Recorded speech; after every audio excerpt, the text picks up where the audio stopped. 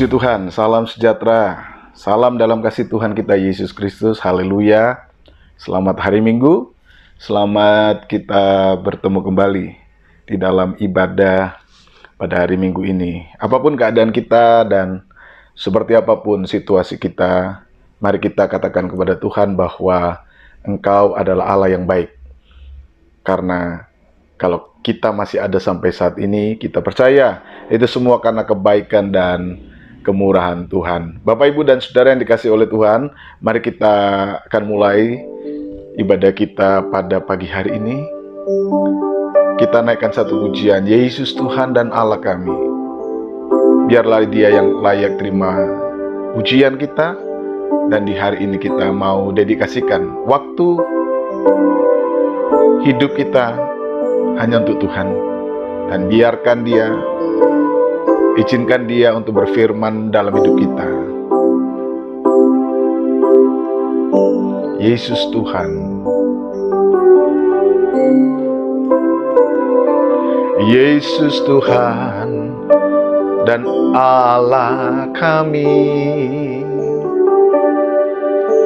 Engkaulah yang menerima pujian, hormat dan kuasa, sebab Kau telah ciptakan segalanya.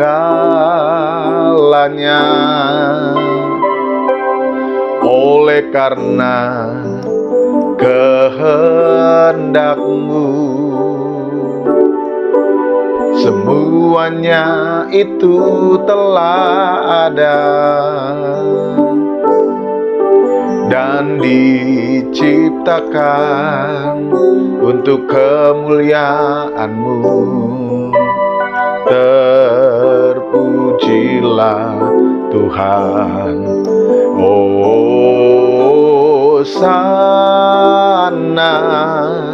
Terpujilah Tuhan, terpujilah Tuhan Yesus.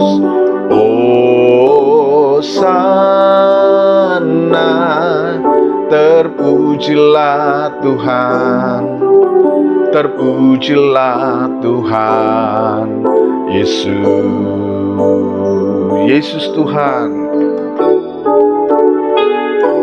Yesus Tuhan dan Allah kami. Engkau layak menerima pujian, hormat dan kuasa, sebab Kau telah ciptakan segalanya. Oleh karena kehendak-Mu, semuanya itu telah ada dan diciptakan untuk kemuliaan-Mu. Terpujilah Tuhan, Hosana.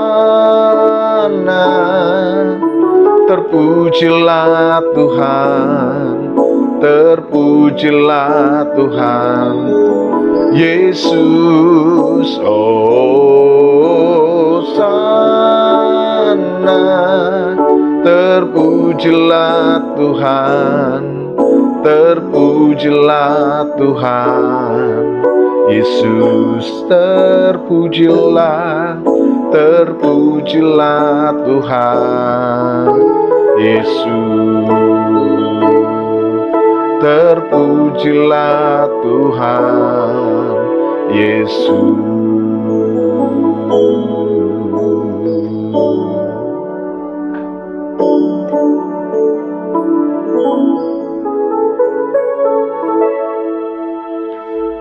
Mari kita bersatu di dalam doa. Bapa, di dalam nama Tuhan Yesus Kristus, hari ini kami bersyukur, berterima kasih, karena Tuhan sungguh baik dalam hidup kami.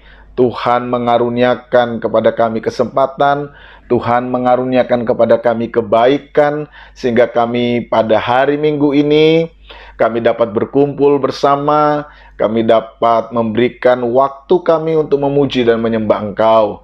Mari Tuhan hadir di tengah-tengah ibadah kami, bersuaralah bagi kami, berkata-katalah bagi kami, bersabdalah bagi kami, dan biarlah kami boleh belajar dari firman-Mu, kami boleh mendengarkan firman-Mu, kami boleh merenungkan firman-Mu, sehingga firman-Mu memberikan kepada kami kekuatan dari Tuhan.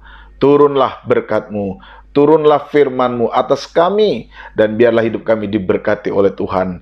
Kami siap dengarkan firman-Mu dalam nama Tuhan Yesus Kristus. Haleluya. Amin. Puji Tuhan, Bapak, Ibu, dan Saudara yang dikasihi oleh Tuhan Yesus Kristus. Dalam pemberitaan firman Tuhan hari Minggu ini, saya ingin mengajak saudara untuk melihat tentang dua ayat yang ada di dalam kitab atau suratan Efesus pasal yang ke-5, mulai ayat yang ke-15 sampai ayat yang ke-16. Efesus pasal yang ke-5, ayat yang ke-15. Demikian pembacaan firman Tuhan. Karena itu, perhatikanlah dengan saksama bagaimana kamu hidup. Janganlah seperti orang bebal, tetapi seperti orang arif. Dan pergunakanlah waktu yang ada, karena hari-hari ini adalah jahat. Puji Tuhan. Tema firman Tuhan di dalam ibadah minggu ini adalah hadapi tantangan hidup dengan kearifan.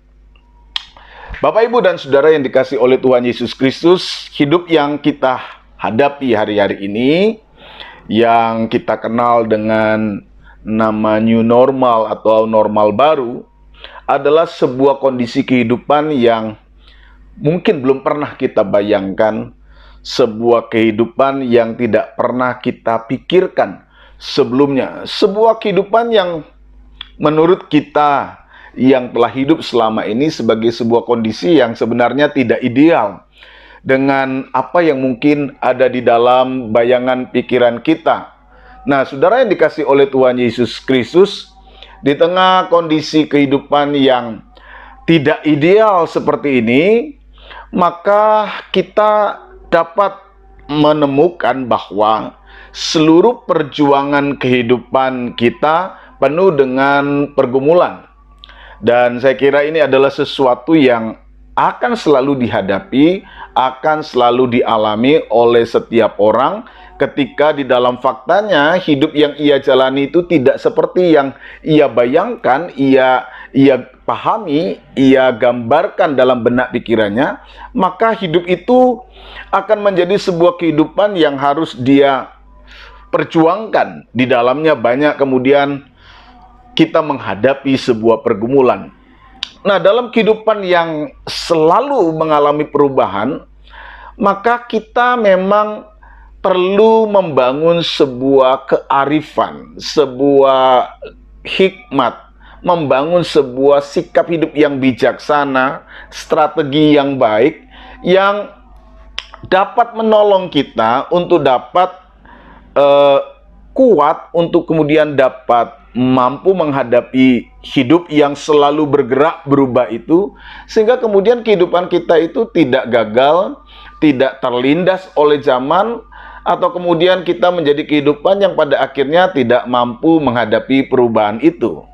Dan alhasil saudara bisa membayangkan bahwa kehidupan kita tidak akan pernah dapat menghadapi kenyataan hidup seperti itu. Nah, saudara yang dikasihi oleh Tuhan Yesus Kristus, oleh sebab itu saudara, maka seseorang perlu, sebagaimana tadi saya katakan, mengembangkan sesuatu yang penting di dalam kehidupnya dalam melihat perubahan itu. Hal yang seringkali membuat seseorang pada akhirnya gagal di dalam melihat perubahan-perubahan kehidupan. Hal yang pada akhirnya membuat orang seringkali gagal di dalam menghadapi kenyataan hidup yang tidak selalu ideal itu adalah sebuah kondisi yang seringkali Alkitab sebut sebagai kebodohan. Memang pemahaman tentang kebodohan itu tidak selalu harus dipahami sebagai sebuah kondisi di mana ketiadaan kemampuan untuk berpikir, ya. Karena memang di dalam Alkitab pun perkembangan pemahaman tentang apa yang disebut dengan berhikmat, apa yang disebut dengan kebodohan, itu memiliki banyak sekali pemahaman.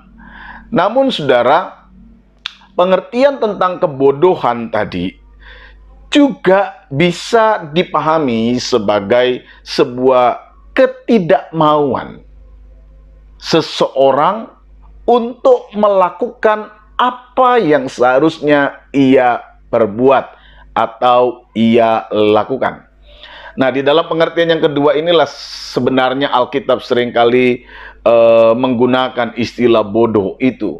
Dan kalau saudara misalnya melihat atau mengingat kisah dari khotbah Yesus di bukit tentang perumpamaan membangun rumah di atas batu dan di atas pasir itu, saudara juga akan menemukan ide gagasan tentang apa yang disebut dengan bijaksana, apa yang disebut dengan sikap yang bodoh. Bijaksana adalah mereka yang mendengar dan melakukan, sementara yang bodoh adalah mendengar tetapi tidak melakukan. Nah, saudara, kebodohan inilah yang seringkali sebenarnya menjadi persoalan yang membuat orang seringkali gagal di dalam menghadapi perubahan-perubahan hidup, di dalam menghadapi tantangan-tantangan hidup. Dan poin yang kedua tentang kebodohan ini seringkali memang bukan sebuah faktor tunggal, tetapi seringkali kebodohan itu, tindakan orang yang tidak mau peduli itu, seringkali dihubungkan, dipengaruhi oleh kondisi-kondisi kemanusiaan yang seringkali di bawah kontrol hawa nafsu manusia.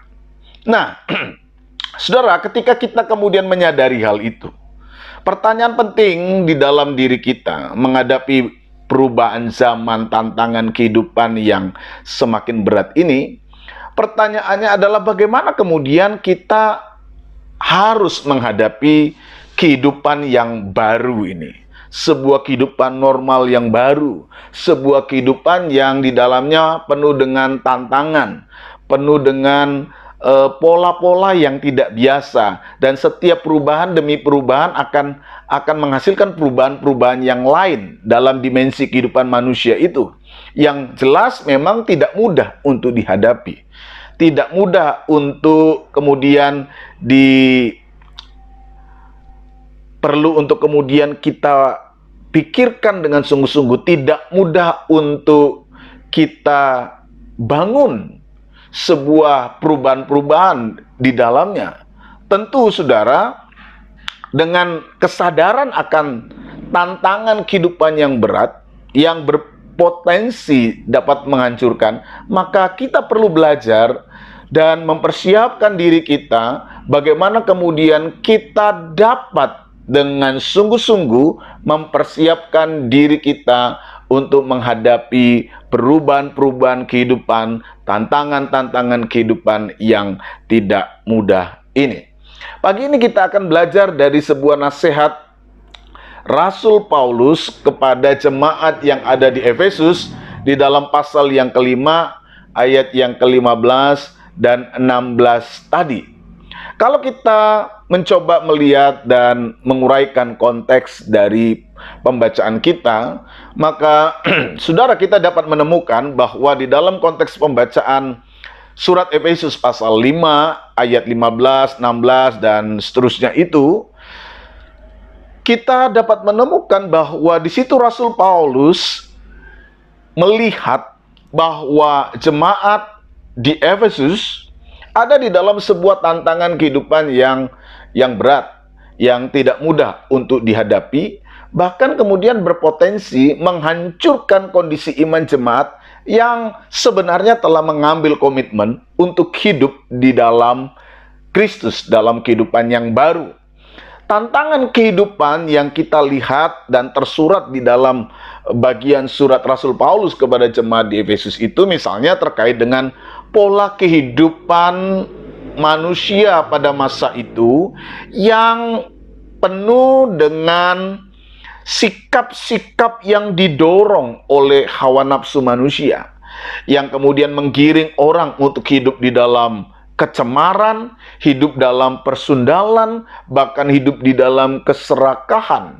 Ada sebuah gagasan-gagasan, ajaran-ajaran, perilaku-perilaku kehidupan yang tidak baik, yang kemudian menjadi tantangan berat bagi jemaat, bagi orang-orang di Efesus, bagi anak-anak Tuhan di Efesus untuk mengembangkan kehidupannya.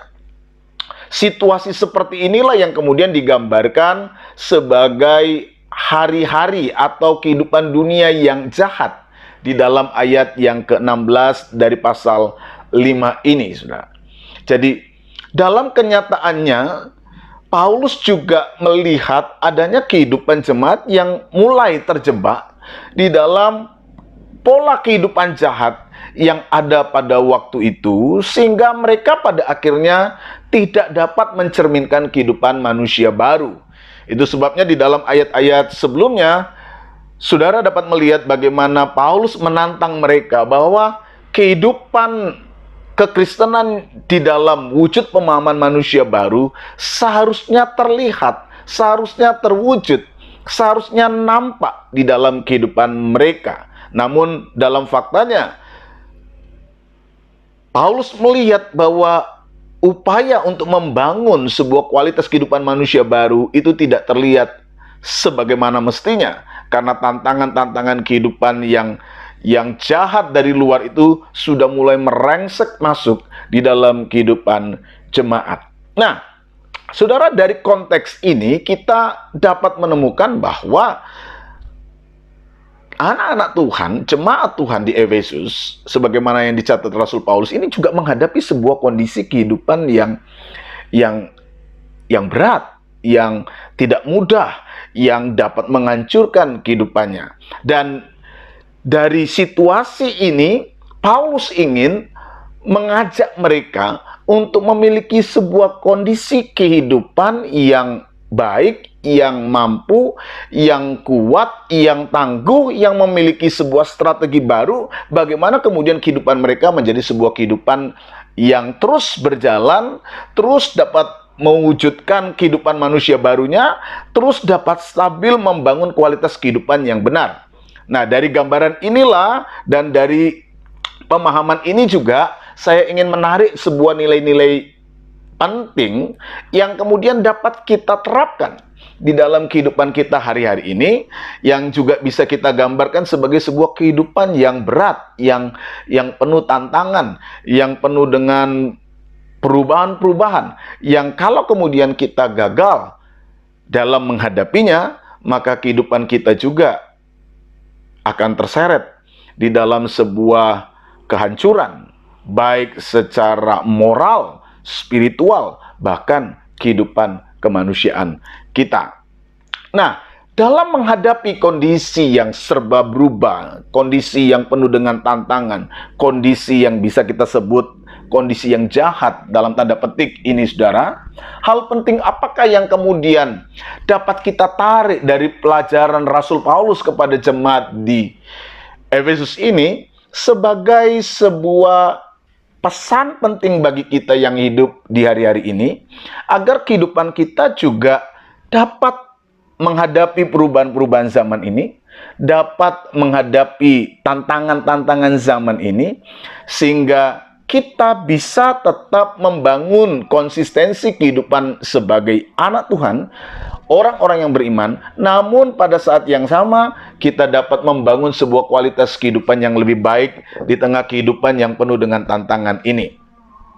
Ada dua hal yang akan saya sampaikan kepada saudara terkait dengan bagaimana sebenarnya poin penting yang perlu untuk kita miliki dalam menghadapi sebuah kehidupan yang penuh dengan tantangan berat ini.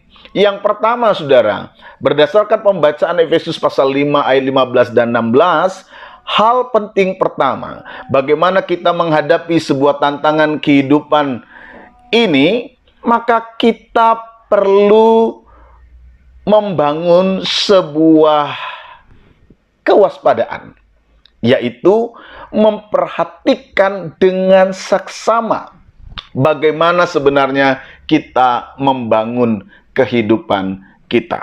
Hal ini disampaikan Rasul Paulus di dalam ayat yang ke-15 dalam pembacaan Efesus pasal 5 tadi. Perhatikanlah dengan saksama bagaimana kamu hidup. Saudara, kata memperhatikan ini bukan sekedar orang melihat, ya. Tetapi kata memperhatikan ini berarti kita memberikan sebuah perhatian khusus. Kita memberikan tempat secara khusus di dalam diri kita untuk secara fokus memperhatikan poin penting yang mau kita perhatikan itu. Hal pertama yang Rasul Paulus ajarkan, bagaimana kehidupan orang beriman mampu menghadapi tantangan kehidupan yang berat, yang penuh perubahan, yang bisa menggiring seseorang kepada perilaku-perilaku yang jahat adalah memperhatikan dengan seksama bagaimana kamu menjalani hidup. Poin pertamanya adalah pada diri kita yang melakukan, yang menjalani kehidupan ini. Perhatikan dengan seksama bagaimana kita hidup. Ketika kita memperhatikan hidup ini, saudara, maka kita sedang berusaha untuk mencoba melihat ulang. Kita mencoba untuk kemudian selektif, kritis pada cara-cara diri kita sendiri. Bagaimana kita memaknai hidup, bagaimana kita membangun hidup, bagaimana kemudian kita menata hidup kita di tengah kondisi seperti ini, sehingga kita ini tidak mudah tertipu oleh apa yang kita anggap, oleh apa yang kita lihat, oleh apa yang kita rasa di dalam diri kita. Memperhatikan dengan seksama bagaimana kita hidup berarti kita melakukan sebuah pertimbangan-pertimbangan kritis pada diri kita sendiri. Karena mata kita, pikiran kita, perasaan kita ini mudah sekali tertipu. Manusia ini mudah sekali tertipu. Cara dia mengindra itu tidak selalu tepat. Cara kita melihat, persepsi, memahami itu tidak selalu tepat. Maka diperlukan sebuah upaya lebih di dalam proses melihat. Diperlukan upaya lebih di dalam proses memaknai, memberikan fokus, menggali tujuan dalam seluruh kehidupan kita hari-hari ini. Pertanyaan-pertanyaan penting perlu untuk terus diajukan dalam diri kita. Kita kritis kepada apa yang kita buat, kita kritis terhadap apa yang kita rasa, kita kritis terhadap apa yang kita lakukan. Supaya apa? Supaya kita kemudian tidak terjebak dengan kehidupan kita.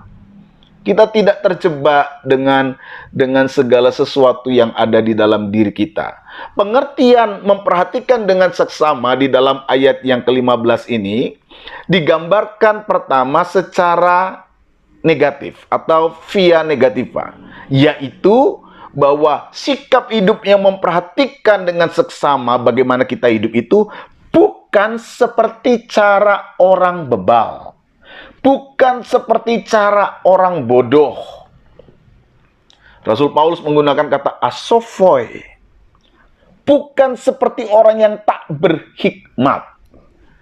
Nah, jadi orang yang mau memperhatikan bagaimana dia hidup, memperhatikan cara dia membangun hidup, menjalani hidup, bersikap, bertindak, berbuat, berpikir, itu harus dilakukan dengan cara yang berlawanan seperti apa yang dilakukan oleh orang bebal. Tidak sama seperti orang bebal. Tidak sama seperti asofoi, orang-orang yang tak berhikmat. Saudara, ketika hikmat itu dipahami di dalam Efesus pasal 1 ayat 8 sebagai sesuatu yang sungguh-sungguh datang dari Allah, hikmat yang benar yang datang dari Allah, maka konsep tentang orang tak berhikmat, orang bebal, sebagaimana yang dipahami oleh Rasul Paulus dalam ayat ini adalah orang-orang yang kemudian melepaskan grace dari Allah, orang-orang yang melepaskan hikmat dari Allah, menanggalkan hikmat itu, dan lebih mengikuti naluri-naluri hawa nafsu dunia. Dia tahu dia memiliki hikmat Allah, tetapi karena hawa nafsu dunia ini terlalu kuat, terlalu besar menguasai orang-orang ini, maka kemudian hawa nafsu dunia ini yang kemudian lebih kuat mendorong seseorang untuk hidup di dalam cara hidup hawa nafsunya. Yang digambarkan dalam pasal 5 ini dengan pola hidup cemar, persundalan, keserakahan. Mereka lebih didorong oleh hawa nafsu. Jadi ketika orang itu tidak mau memperhatikan hidupnya dengan baik, maka kebebalan akan menguasai hidupnya. Ketidakberhikmatan akan menguasai hidupnya. Dan kondisi kehidupan yang tak berhikmat ini lebih disebabkan karena dia tidak mau tahu, tetapi lebih dikuasai oleh hawa nafsunya. Saudara, dalam kondisi yang berat, kondisi yang berubah, yang mengubah semua aspek kehidupan, mengubah semua pola-pola hidup, pasti akan mengganggu keseimbangan kehidupan seseorang. Nah, ketika kehidupan seseorang itu sudah tidak seimbang, ya, terganggu kestabilannya, ekonominya terganggu, ketenangannya terganggu, kepentingannya terganggu, orang bisa kemudian lebih mudah terpicu dengan dorongan-dorongan hawa nafsu untuk meraih kembali apa yang hilang. Dan ketika itu tidak terkontrol, saudara, itu dapat membawa orang kepada kejahatan demi kejahatan. Karena orang ingin naluri kemanusiaannya itu hidup nyaman. Dan ketika kenyamanannya terganggu, orang yang tidak siap, orang yang tidak mau kenyamanannya terganggu, mudah untuk disusupi, mudah untuk dibisiki, mudah untuk diseret, mudah untuk didorong oleh hawa nafsu, keserakahan, hawa nafsu persundalan, hawa nafsu yang membuat seseorang itu beralih dari Allah. Itu sebabnya di dalam Efesus pasal 5 ini dikatakan persundalan, kecemaran, keserakahan itu dianggap sebagai penyembahan berhala, membawa mereka tidak lagi berfokus kepada Allah. Saudara, kehidupan yang baru, kehidupan yang penuh dengan tantangan yang kita hadapi sekarang, itu juga punya jebakan-jebakan di dalamnya. Ya. Ketika kita tidak pernah mau sungguh-sungguh memperhatikan itu, jebakannya itu bukan sekedar datang dari luar, tetapi karena hawa nafsu kita, dorongan-dorongan kemanusiaan kita yang ingin cepat, yang ingin instan, mendapatkan kenyamanan-kenyamanan dalam diri kita, seringkali membuat kita tidak lagi mau peduli dengan kebenaran, tidak lagi mau peduli dengan keadilan, tidak mau peduli dengan hal-hal yang baik, tidak lagi memperdulikan kekudusan, tidak lagi memperdulikan kebaikan-kebaikan itu. Kita anggap itu sebagai sebuah barang yang tidak relevan untuk zaman kita hari-hari ini. Karena apa yang dibutuhkan oleh orang tadi itu hanya sekedar apa yang didorong oleh hawa nafsunya. Dia ingin cepat, dia ingin mendapatkan segala sesuatu. Kalau memang perlu harus memotong, ya dipotong. Kalau kemudian memang harus menyingkirkan orang lain disingkirkan. Hawa nafsu kadang-kadang bekerja tanpa pernah memikirkan apakah itu sesuai atau tidak dengan kebenaran firman Tuhan. Apakah itu sesuatu yang merupakan hal yang tepat atau tidak. Paulus menasihatkan, kalau engkau ingin dapat menghadapi hidup yang penuh dengan tantangan ini, dengan sebuah kondisi kehidupan yang baik. Perhatikan dengan seksama bagaimana kamu hidup. Jangan seperti orang yang tidak arif. Jangan seperti orang bebal. Jangan seperti asofoi. Menggadaikan hikmat Allah. Menggadaikan firman Allah. Menggadaikan kebenaran Allah. Dengan hawa nafsu kemanusiaan kita. Hidup kualitas kemanusiaan baru kita ditantang dalam situasi hari-hari ini. Iman kita ditantang. Kehidupan kita hari-hari ini. Karena apa? Karena memang ini bukan sesuatu yang mudah. Ada sebuah pergumulan. Saudara bisa melihat ini di dalam seluruh kehidupan. Ketika kita bekerja, ketika kita menghadapi hidup kita hari-hari ini dalam pelayanan atau apa saja yang kita lakukan, saudara, kita tidak memperhatikan dengan sungguh-sungguh bagaimana kita hidup, kita akan terjebak. Karena itu ketelitian, kewaspadaan penting. Siapapun orangnya, ketika dia bekerja, dia hidup di dalam rumah tangga, dia hidup di dalam pelayanan, dia perlu kemudian kritis kepada semua pilihan-pilihan sikap hidupnya. Apakah dia sudah melakukan sesuatu yang sesuai dengan kehendak Allah, atau dia sedang didorong oleh kepentingan-kepentingan hawa nafsu yang kadang-kadang disembunyikan di balik hal-hal yang terlihat benar. Kita perlu mengkritisi kehidupan kita. Karena itu perhatikan dengan seksama bagaimana kamu hidup. Jangan seperti orang bebal. Nah, tetapi yang kedua, hiduplah seperti orang yang arif, orang yang berhikmat. Bagaimana orang yang arif, orang yang berhikmat itu? Mereka adalah yang mau memperhatikan dengan sungguh-sungguh bagaimana hidupnya. Memperhatikan setiap keputusannya, memperhatikan setiap pilihannya, memperhatikan setiap tindakannya. Saudara yang bekerja, perhatikan tindakanmu. Saudara yang berusaha, perhatikan tindakanmu. Saudara yang mengelola hidup rumah tanggamu, perhatikan. Saudara yang mengelola hidup pelayananmu, perhatikan. Perhatikan dengan sungguh-sungguh. Kalau perlu bersikap kritis, apa sih yang sedang saya lakukan di dalam menghadapi perubahan-perubahan hidup seperti ini? Apakah saya sudah dengan sungguh-sungguh memperhatikan diri saya? Atau saya sedang didorong oleh kepentingan hawa nafsu semata? Kalau yang kita lakukan, yang kita perbuat, yang sedang kita rancangkan adalah hal-hal yang didorong oleh hawa nafsu, kita akan dibawa kepada kehancuran. Kita sudah tidak selektif terhadap diri kita. Kita sudah tidak lagi memperhatikan dengan seksama bagaimana saya hidup. Jadi hal pertama, saudara, yang perlu untuk kita perhatikan dengan sungguh-sungguh. Bagaimana kemudian kita mampu kuat, mampu tetap membangun sebuah kualitas kehidupan yang baik, menghadapi perubahan-perubahan hidup, tantangan-tantangan kehidupan. Yang pertama tadi adalah perhatikan dengan saksama bagaimana kamu hidup. Yang kedua adalah mendedikasikan segala waktu kita, hidup kita untuk menghasilkan hal-hal yang baik. Bagaimana kemudian kita dapat menghadapi tantangan kehidupan ini? Bagaimana kemudian kita membangun hidup dengan penuh kearifan? Yaitu dengan mendedikasikan setiap waktu kita untuk menghasilkan sesuatu yang baik.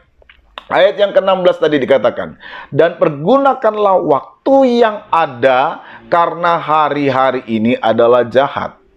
Di dalam gagasan yang dimaksudkan oleh Rasul Paulus pada ayat ini, saudara, Rasul Paulus pertama sekali ingin mengajak kita agar kita dapat mendedikasikan setiap waktu, kesempatan ini untuk menghasilkan sesuatu yang baik adalah dengan memperhatikan seluruh kehidupan kita.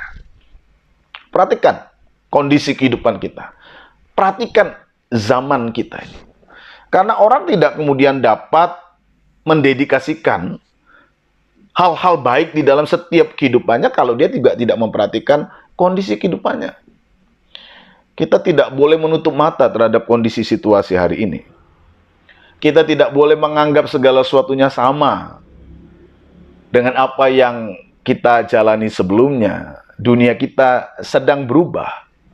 Dunia kita sedang mengalami sebuah perubahan. Dan kita perlu melihat itu, saudara. Situasi kehidupan ini perlu untuk kita pahami. Konteks kehidupan kita perlu untuk kita pahami. Sehingga kemudian kita dapat merumuskan apa yang baik dan bagaimana kemudian saya harus mendedikasikan waktu saya untuk dapat menghasilkan sesuatu yang baik. Kita perlu dulu membuka mata kita lebar-lebar dalam memperhatikan kondisi konteks kehidupan kita, agar pada akhirnya kita dapat mendedikasikan setiap waktu, setiap kesempatan itu sebagai sebuah kesempatan untuk mengerjakan, untuk melakukan yang terbaik. Nah, ketika kita sudah memperhatikan kondisi-kondisi kehidupan kita dengan baik, maka kita perlu mengambil sikap berikutnya, merebut setiap kesempatan, setiap waktu untuk melakukan yang terbaik. Disinilah kemudian kita bisa mendedikasikan setiap waktu kita untuk menghasilkan yang baik. Jadi kalau yang pertama tadi kita memperhatikan hidup kita, yang kedua kita perlu memperhatikan konteks zaman kita. Sehingga dengan memperhatikannya kita tahu apa yang harus kita perbuat. Itulah sebabnya dalam ayat 16 tadi dikatakan oleh Rasul Paulus, pergunakanlah waktu yang ada karena hari-hari ini adalah jahat. Di dalam bahasa Yunani disebutkan dengan istilah exagorazomenoi ton kairon. Rebutlah kesempatan-kesempatan itu. Kairon yang dipakai, kairos. Rebutlah, ambil kembali kesempatan-kesempatan itu. Jangan disia-siakan. Jangan dilepaskan, ya. Ditebus kembali, diambil kembali, dibeli kembali waktu itu. Kita tidak boleh membuang waktu. Kita tidak boleh membuang kesempatan. Nah, itu artinya, saudara, maka setiap waktu, setiap kesempatan itu perlu kita dedikasikan untuk melakukan hal-hal yang terbaik dalam diri kita. Kondisi yang serba berubah, kondisi serba tidak menentu ini perlu dipahami, perlu untuk dilihat, perlu untuk dimengerti, perlu untuk disadari, dan kemudian bagaimana kemudian saya harus bergerak di dalamnya. Apa yang harus saya lakukan? Apa yang saya harus kerjakan? Bagaimana saya mengkontekstualisasikan apa yang baik di zaman ini, di waktu ini, di kondisi seperti ini. Orang yang bisa memahami hidup dan kemudian menerjemahkan segala tindakan-tindakan yang baik untuk meraih setiap kesempatan itu dengan baik, sebagai kesempatan untuk melakukan yang terbaik, maka orang-orang seperti inilah yang pada akhirnya tetap stabil, kuat untuk menghadapi tantangan hidup. Ini dapat kita terapkan dalam setiap kehidupan kita, dalam seluruh aspek kehidupan kita. Kalau kita bekerja, coba saudara lihat konteks kehidupan, situasi kita hari-hari ini. Saudara perhatikan dengan baik-baik. Ya. Tentu di dalam dunia kerja, saudara yang sudah memiliki pengalaman mampu melihat perubahan demi perubahan. Dan kemudian ketika saudara dengan sungguh-sungguh memperhatikan itu, saudara dapat melihat apa yang harus saya perbuat, apa yang harus saya lakukan dengan perubahan-perubahan seperti ini. Apa yang perlu saya kerjakan? Apa kesempatan yang dapat saya lihat di tengah-tengah tantangan kehidupan ini? Tentu setiap perubahan ada tantangannya. Namun di balik itu ada kesempatan-kesempatan yang dapat kita raih. Rebut kesempatan itu. Kesempatan itu hanya bisa kita pahami, kita lihat ketika kita mau memperhatikan.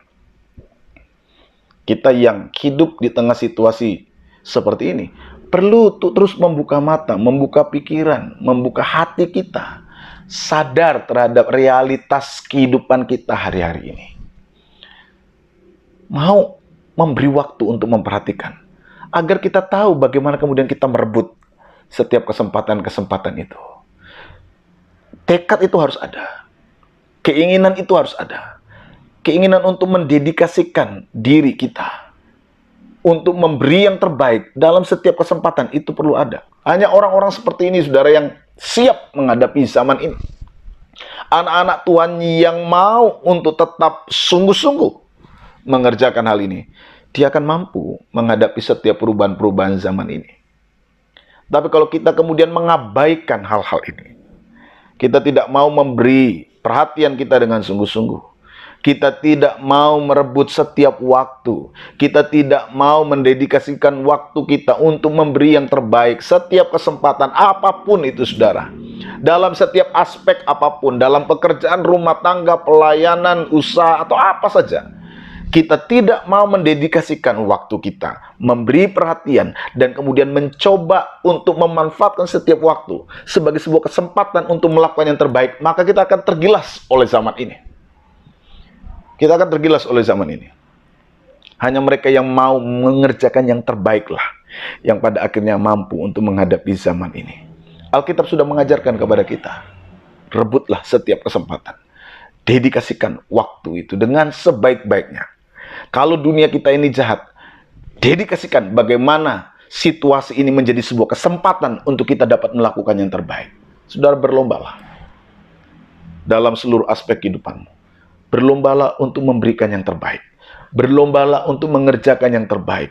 Manfaatkanlah setiap waktu untuk melakukan yang terbaik. Jangan sia-siakan. Ini adalah kesempatan untuk kita mewujudkan seluruh pemahaman iman kita di dalam setiap tindakan-tindakan kebenaran kita.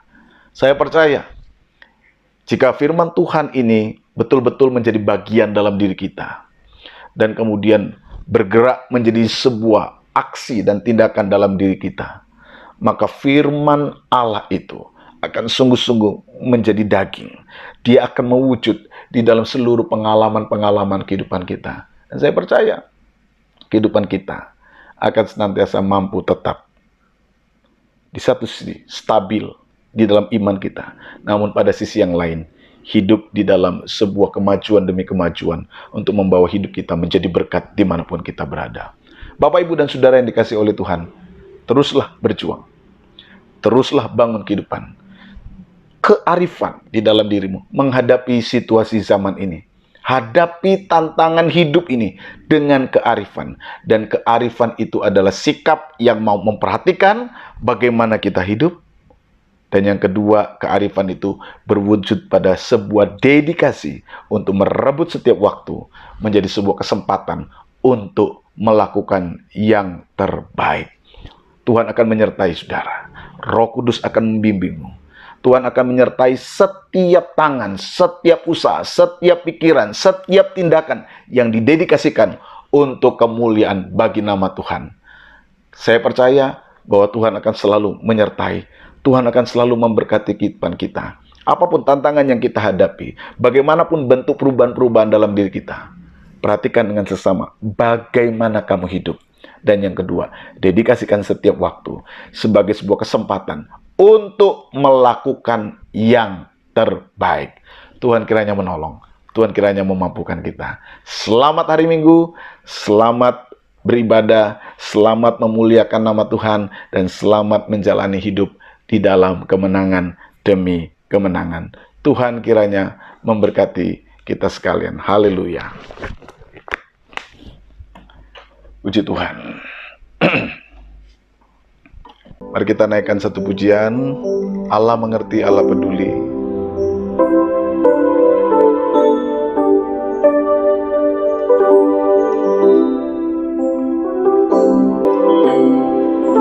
Banyak perkara yang tak dapat ku mengerti. Mengapakah harus terjadi di dalam kehidupan ini? Satu perkara yang ku simpan dalam hati, tiada sesuatu kan terjadi tanpa Allah peduli.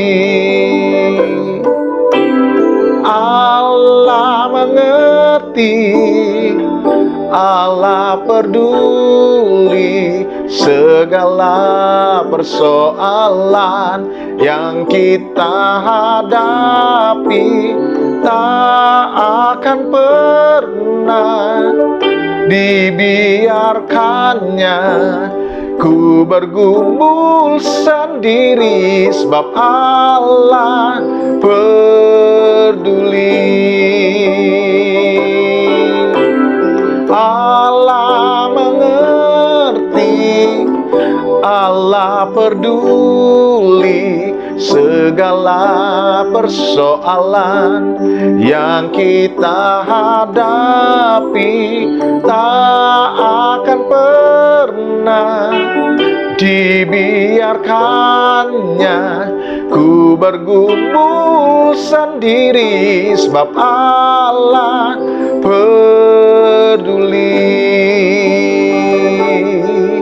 Sebab Allah peduli.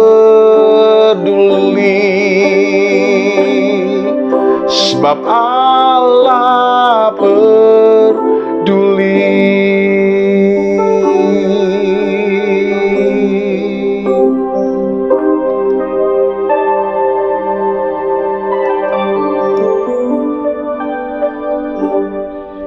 Mari kita berdoa. Engkau Allah yang peduli, Engkau Allah yang mengerti. Engkau tidak akan pernah membiarkan kami berjalan sendiri menghadapi hidup ini. Kami perlu Engkau Tuhan untuk menolong kami. Hikmat yang dari surga, hikmat yang sungguh-sungguh benar, kiranya turun atas kami, memberkati kami, membekali kami, dan terus kami pegang dalam hidup kami. Hikmat yang berasal dari firman-Mu akan terus menguatkan dan meneguhkan kami.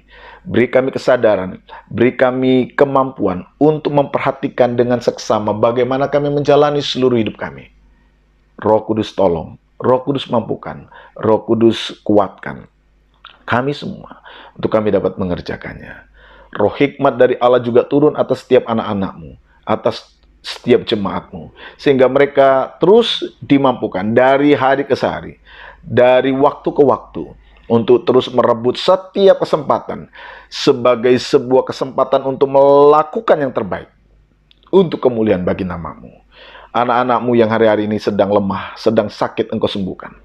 Mereka yang sedang mengalami banyak persoalan di dalam dunia pekerjaan rumah tangga, Engkau memberkati, memberikan kekuatan kepada mereka semua. Biarlah hikmat Allah, kuasa Allah turun atas mereka. Bahkan teruslah bekerja berkarya atas kehidupan kami, bangsa kami, bahkan seisi dunia ini yang hari-hari ini terus bergumul menghadapi situasi yang berat ini. Tuhan tolong, berikan jalan keluar, berikan belas kasihan-Mu, selamatkanlah kami semua. Terima kasih Bapa, terima kasih buat firman yang sudah meneguhkan dan menguatkan kami. Terus mampukan kami untuk mengerjakan yang terbaik. Sebentar kami akan menutup pemberitaan firman-Mu hari ini. Kiranya Engkau mau dan Engkau berkenan mengedangkan tangan berkat-Mu atas kami sekalian. Saudaraku yang terkasih, terimalah berkat Tuhan. Kiranya anugerah damai sejahtera dari Tuhan Yesus Kristus, kasih Allah Bapa dalam persekutuan Roh Kudus, kiranya menyertai memberkati saudara sekalian hari ini sampai selama-lamanya. Tuhan memberkati engkau, Tuhan memberkati keluargamu, Tuhan memberkati apa yang kau makan, minum, dan pakai. Tuhan memberkati seluruh usaha dan pekerjaanmu. Dia yang akan mengangkat engkau dan memberikan padamu hari depan yang penuh harapan dan sukacita yang akan Ia kerjakan hari ini sampai selama-lamanya dalam berkat nama Tuhan Yesus Kristus. Haleluya. Amin. Selamat hari Minggu. Tuhan Yesus memberkati dan memberi kita kekuatan menghadapi tantangan kehidupan kita hari ini. Haleluya. Puji Tuhan.